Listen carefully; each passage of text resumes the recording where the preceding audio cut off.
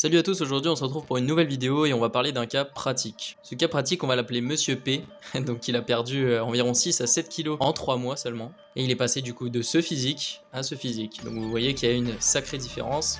On a perdu pas mal de gras et on a même pris de la masse musculaire.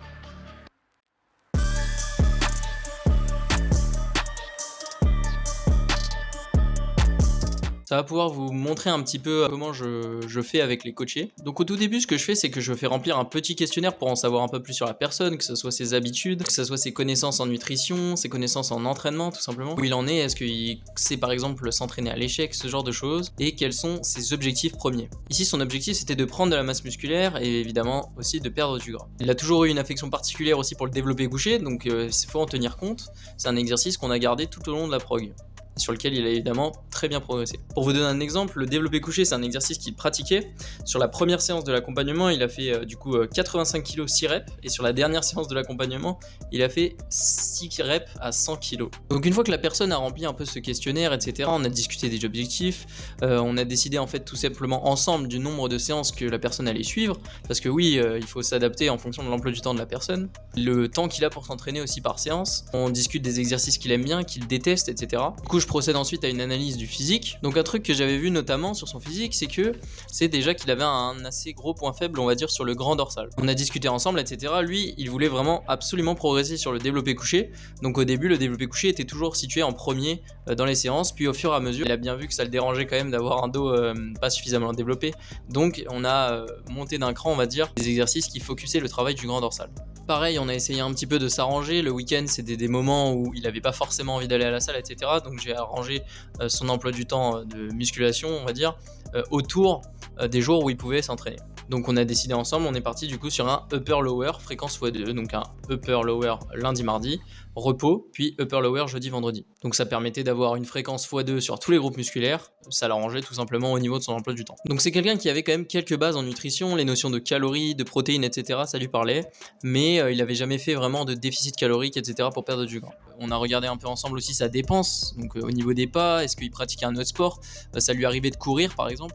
Donc je lui ai dit que ça posait pas de problème, évidemment c'est mieux de ne pas courir juste avant une séance jambes, mais voilà, ça me pose pas de problème, au contraire ça augmente même un petit peu la dépense, donc tout bénef, sachant qu'on voulait faire un déficit. Donc la personne a rempli son questionnaire, j'ai fait une analyse physique, on a regardé un peu ensemble son emploi du temps, on a calculé du coup le métabolisme, on va faire une première semaine on va dire d'essai, c'est-à-dire essayer de trouver la maintenance optimisée. Ça c'est un concept assez connu, mais notamment Lucas Guif en parle, faut rendre ça à César ce qui est à César. J'ai pas inventé ça, mais voilà, on essaie de trouver la maintenance du coup avec laquelle le total calorique, si vous préférez, le plus haut possible pour commencer le déficit. Donc ne pas commencer le déficit trop bas et ne pas le finir trop bas surtout. Les premières semaines en fait, on est resté sur la maintenance et juste c'était un moment dans sa vie où il avait énormément de dépenses. Donc c'est-à-dire il faisait beaucoup de pas. Donc en fait, on est resté assez longtemps à 2400-2500 calories. Bah il continuait tout simplement à perdre du poids. Au bout d'un moment, ça a stagné. Donc on a fait un petit drop de 200 calories et ça a continué évidemment à creuser le déficit. Tout au long de l'accompagnement, je l'ai harcelé du coup pour qu'il m'envoie des vidéos de ses exécutions et bien sûr on a pu corriger ça. Je vous mets des exemples à l'écran, vous voyez des corrections que je peux faire, etc. Il y a eu des moments où il est parti en vacances, donc on a dû s'adapter. Je lui ai dit, il n'y a pas de souci, fais comme tu peux, essaie de garder à peu près les mêmes entraînements. Par exemple, il y a eu des fois où il n'avait pas accès à une barre de développé couché. Je lui ai dit, bah c'est pas grave, fais du développé couché aux haltères, fais comme tu peux, essaie de trouver un exercice qui ressemble relativement bien.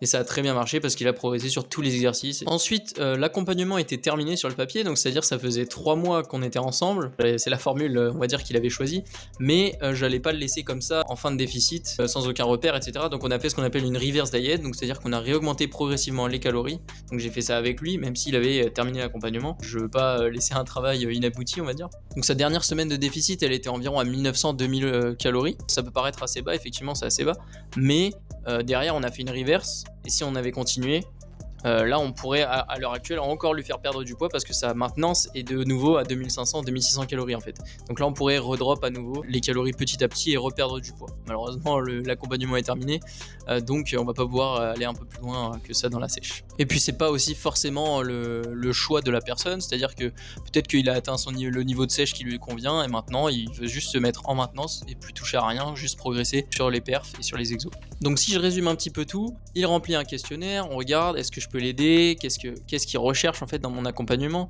quels sont ses objectifs, quelles sont ses disponibilités au niveau de l'entraînement, est-ce que son métier c'est plutôt un métier on va dire sédentaire, est-ce qu'il a une assez grosse dépense, etc. Quelle notion il a de ça justement, c'est pas, est-ce qu'il pratique d'autres sports, etc. On procède à une analyse physique pour voir quels sont les points faibles, qu'est-ce qu'on peut corriger, qu'est-ce qu'il faut corriger on va dire pour harmoniser ce physique. Il y a un suivi du coup sur tout ce qui est exercice, donc l'exécution des exercices.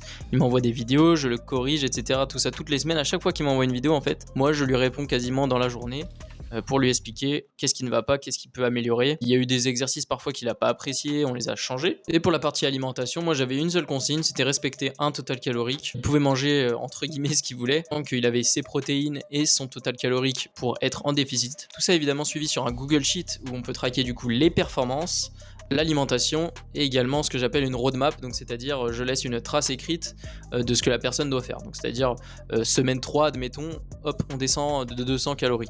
Donc voilà un peu comment ça se passe pour les accompagnements, et évidemment si vous êtes intéressé ça se passe sur mon Instagram, donc je vous laisse m'envoyer un petit DM et on se cale un appel. Si vous avez kiffé la vidéo, n'hésitez pas à la liker, à vous abonner et à laisser un petit commentaire pour le référencement, et sur ce moi je vous dis à la prochaine, ciao.